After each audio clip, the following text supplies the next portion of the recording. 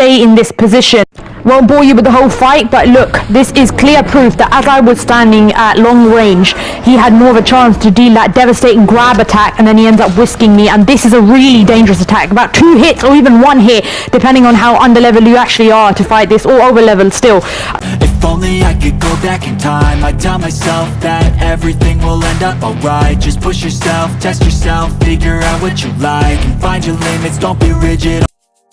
Back from Tunisia, and now with this long-awaited video, facing off the Minotaur under-leveled. Now, originally we were even lower leveled, and our gear was still under-leveled for this fight too, but we had to come back to it, loading a save, because oh my god, my fingers were broken, as some of the viewers and subscribers know when I was playing C.O.Z.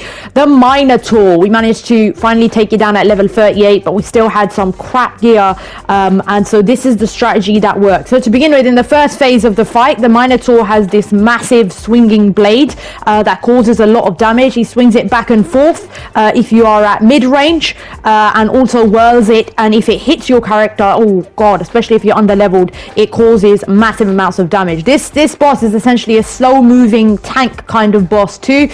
So the strategy that worked over here is using flaming arrows. Now, even though it took a while, it still took about 13 minutes because our micromanagement failed hopelessly in C.O.Z. The baseline strategy within this video should pretty much get you through the Minotaur, because it also reduces the amount of hits that it can get on you too.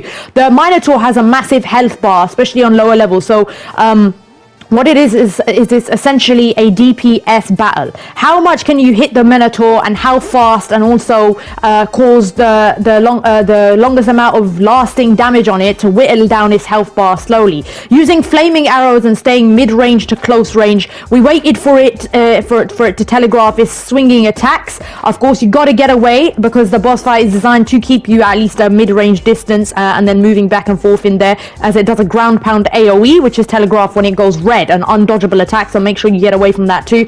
We mainly used flaming arrows too. Now the good thing is that with the Mythos bosses, they do have a high physical resistance, so what I did inside my abilities is, for this strategy, I also assigned some flaming attacks and poison attacks as well. Now it doesn't matter whether you use fire or poison, but I generally believe that fire was probably the better way to go. Once you've caused enough of a build-up damage on it, with all the openings and the slow telegraphed attacks, get in there straight away and use Bull Rush. Second Wind and Bull Rush are probably your best friends in this fight to get up to do close range damage, as well as fast moving weapons really work well on the Minotaur. You can try a blunt might cause more damage, but being able to get in and out with a fast weapon is probably your better option over here, because you can be consistently, even though dealing a lower amounts of damage every time, probably getting a more steady rate of damage onto the Minotaur as well. But using Bull Rush for all its openings when it's not attacking, between spamming the fire arrows on it,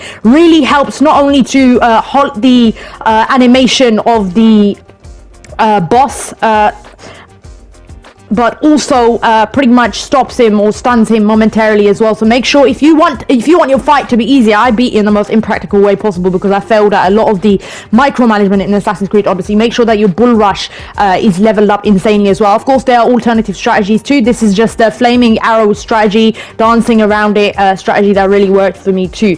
The Minotaur also has this crazy charge attack. As you can see, it charged towards me. Your best options of dodging this attack is dodging it last minute, where the slow time perk will occur, because after studying his pattern for ages and dying on some really low level where its DPS was not dying, I pretty much memorized the hell out of that attack. Make sure you use Second Wind as mentioned before as well. Second Wind is basically your best friend. The Minotaur hits like an absolute truck, and where you run out of flaming arrows, you can also use stuff like poison arrows, and in general just spam all the arrows you can at it too. Make sure you have a lot of wood, because oh my goodness gracious, especially if you're trying to beat it under leveled, or you're trying to go for a challenge, the rate at which you shoot arrows at it when you're at range to really get a quicker rate of damage as well, and then moving in with a fast weapon, Bull Rush, using elemental attacks, etc. Anything that will speed up the rate of DPS that you do within the long run of the game too, is essentially it's essentially crucial because it hits so hard, and second wind basically really helps you with your health as well. I also learned this tip from subscribers when playing on the streams as well. They helped me a lot with my abilities, so thank you so much. I see Odyssey has been a blast, but oh my goodness gracious, even then the Minotaur is an extremely tough but doable boss as well. The DPS that I was doing on it for this attempt was just disgusting. This was me at level 38. The recommended level for the game is probably level 37.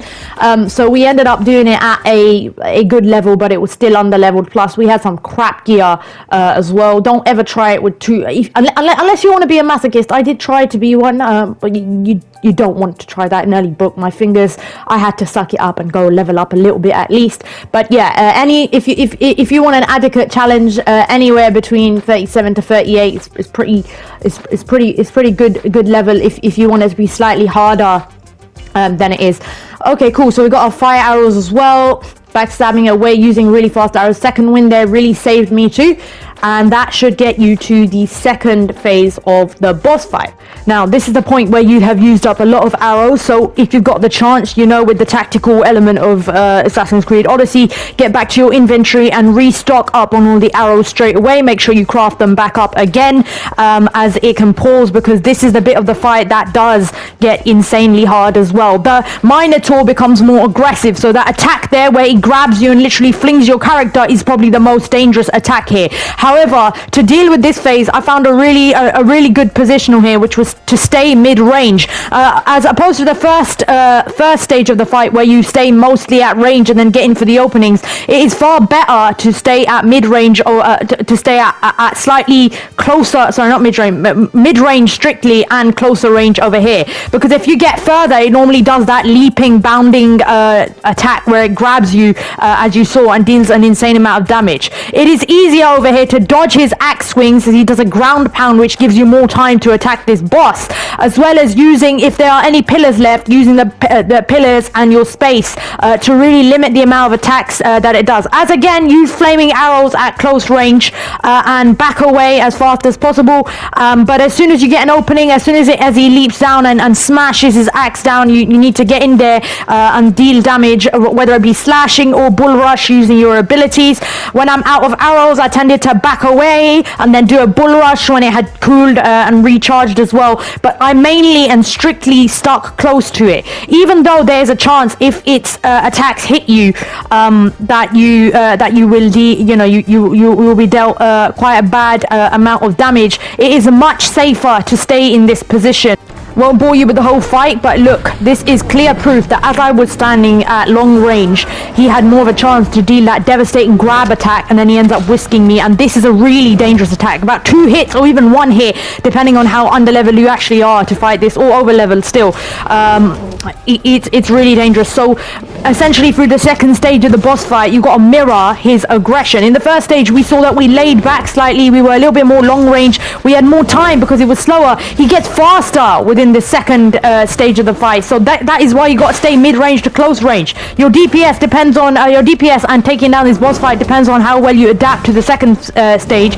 It becomes more aggressive, so yes, while still hitting him with arrows and everything you've got, stunning him, stopping his attacks, and slashing in, using bull rush where you can, elemental attacks, whichever abilities. Bull rush is the one that does the most damage, and making sure you remember in the first phase there's still a ground pound that you still need to get away with, forcing you to stay at mid-range rather than going up too much to close range as well. It is really vital that you sort of mirror the boss fight essentially as well. The second phase is all about forcing you to get up close, so even though the arrows work, you can't stay too back or you get a devastating amount of damage. With all these tips for a general conceptual strategy, and if you want to make your life easier to use to make sure you level up your abilities and use the right gear as well, you don't necessarily need to use VCS's armor, just use your stronger armor. But there are so many different strategies. You should be able to take down the Minotaur. Please subscribe.